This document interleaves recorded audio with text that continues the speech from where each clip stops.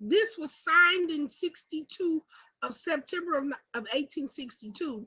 It wasn't incited to be enacted until January the 1st of 1863. And because of the position of the troops that were fighting in the South and the Eastern Seaboard, they didn't get the news. Well, some enslavers didn't want to tell people they were free. So then there was a proclamation that Colonel Granger had to go to the South,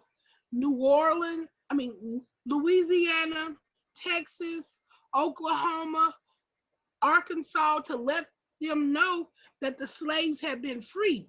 So when Colonel Granger came up through Galveston, Texas, it was several months, some people say years, before the word, over a year before the word made it. And so with the Colonel Granger's regiment had to go up through the state and go to the plantations to let them know that and read that the proclamation had set them free.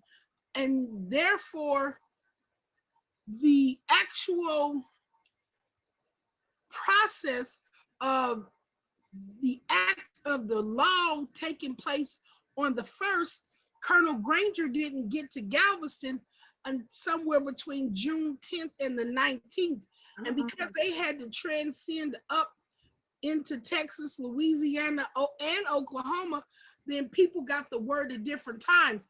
Actually, when we think about Juneteenth as a freedom celebration, like people in Kentucky, they celebrate August 8th because it was around then when some people in a town called Cadiz in Hopkinsville, around Clarksville, Tennessee, they found out August 8th that they were free. And some people in the Carolinas celebrate May Day, and that's their freedom celebration. But for a lot of the Union states that were in the Union, not the Confederacy, they knew to go pray in the new year because they didn't know what was going to be. But the people in the South, in those Southern Confederate states, they wasn't saying anything until they had to, and that was because Colonel Granger came through.